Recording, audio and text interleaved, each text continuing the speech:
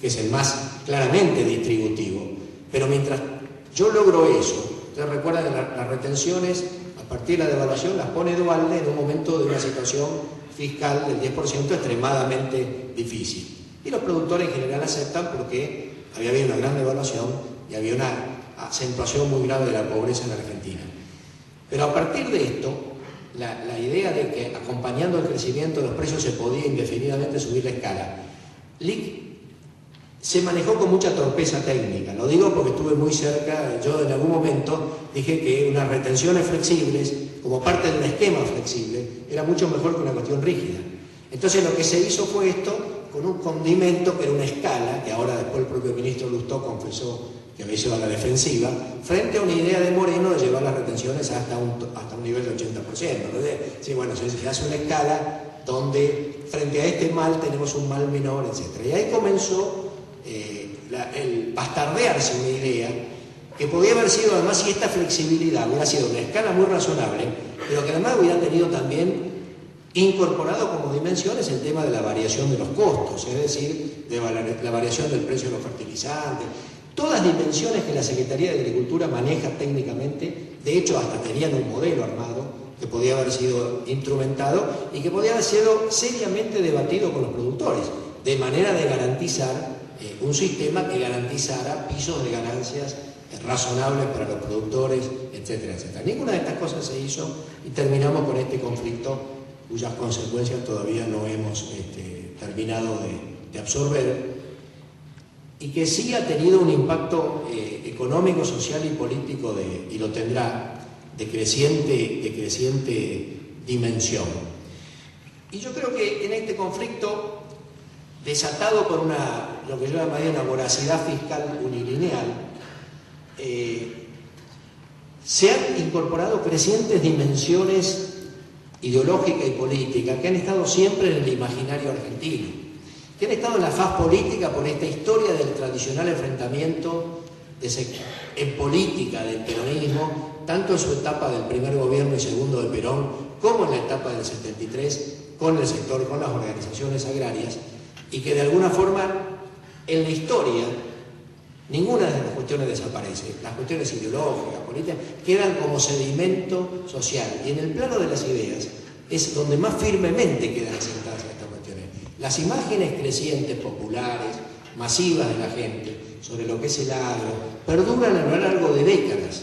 Y entonces creo que esto también fue un impulso ideológico, que en algunos casos se construyó simplemente por una necesidad política de argumentar. Yo creo que mucha gente política argumentó estas cosas sin estar demasiado convencido de que en realidad teníamos un sector, pero otros sinceramente creyeron que se enfrentaban a las organizaciones agropecuarias que representaban un pequeño grupo o de grandes terratenientes o de grandes gigantescos pool de siembra. Y de alguna forma todavía lo mantienen.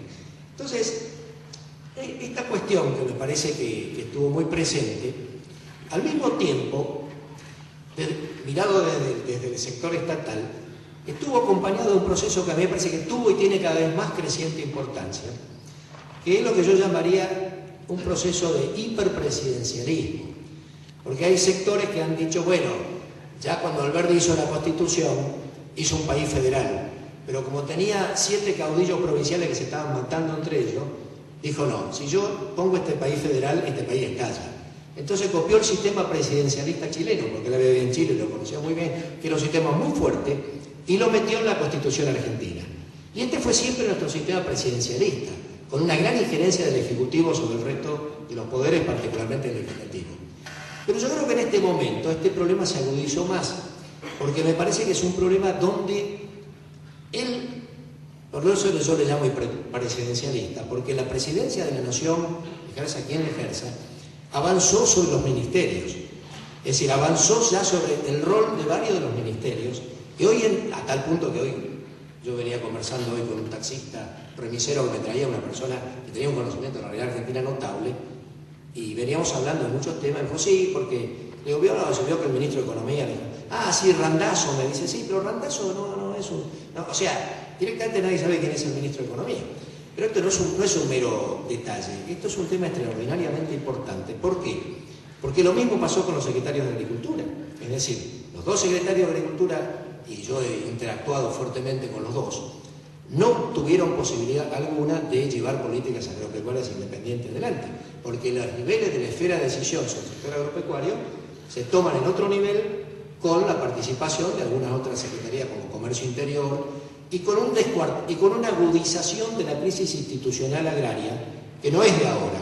Ya en la década del 90, ustedes saben muy bien, una gran destrucción del aparato estatal agrario, desde la disolución de la Junta de Grano hasta un montón de cuestiones provinciales, y un gran debilitamiento de la Secretaría de Agricultura. Pero ahora se ha agudizado mucho más, hasta el punto que un arma decisiva de la Secretaría de Agricultura, que era la Oficina Nacional de Comercialización Agropecuaria, se la sacó de la Secretaría de Agricultura, y desde la ONCA y desde la Secretaría de Comercio, en realidad se construyen las únicas señales reales que recibe el sector agropecuario primario, el sector comercializador, etcétera, etcétera. Con lo cual nuestra política es fragmentaria, caótica, ¿no es cierto?, llena de señales coyunturales, y los productores primarios no tienen una posibilidad de diálogo con el Estado razonable. Tienen una situación extremadamente difícil. La segunda cuestión es que además estas políticas de debate sobre el sector primario se hicieron desde la esfera gubernamental con una fuerte alianza objetiva con los sectores agroindustriales. Porque si el sector primario perdió, no sucedió lo mismo con los frigoríficos, no sucedió lo mismo con los molinos, no sucedió lo mismo con las grandes industrias procesadoras lácteas de Argentina. Hay una alianza objetiva de sustentación de políticas nacionales, y eso hizo que el sector primario quedara realmente extremadamente aislado, porque ni siquiera tuvo el respaldo de la cadena agroindustrial en serio, digamos, ¿no? Recién ahora la UIA está intentando ligeramente cambiar de posición. Entonces, en esta situación, la situación efectivamente para las organizaciones agrarias era una situación compleja, extremadamente difícil. Pero yo creo que aquí las organizaciones agrarias erraron parcialmente el camino. ¿Por qué digo que erraron el camino? Porque yo creo que, y yo he seguido de cerca el conflicto y he sido parte de algunas comisiones que trataban de intermediar actores y conectarlos y llevar propuestas y traer propuestas, etc. Y uno encontraba que en algunas organizaciones agrarias había un nivel de intransigencia y un nivel de derrotar al otro que llegó a límites notables. Hoy en día los niveles de odio personal entre sectores de funcionarios del gobierno y de algunos dirigentes agrarios se convirtieron en una traba creciente. Las maniobras de parte en parte, cuando se abrían ventanitas como para canalizar la resolución del conflicto, y a mí me tocó discutir seriamente con algunos dirigentes agrarios, decirle, bueno, asume Chepi, que viene con toda la representativa del INTA, que viene, uno que lo conocía, con algunas ideas frescas en la cabeza. Consoliden la posibilidad de que Chepi, el nuevo secretario de Agricultura, consolídenlo, no lo ninguneen. ¿Por qué? Porque desde la propia esfera del gobierno, un sector del gobierno, encabezado por Moreno y la gente de ONCA, etc., trataba de anularlo como interlocutor válido.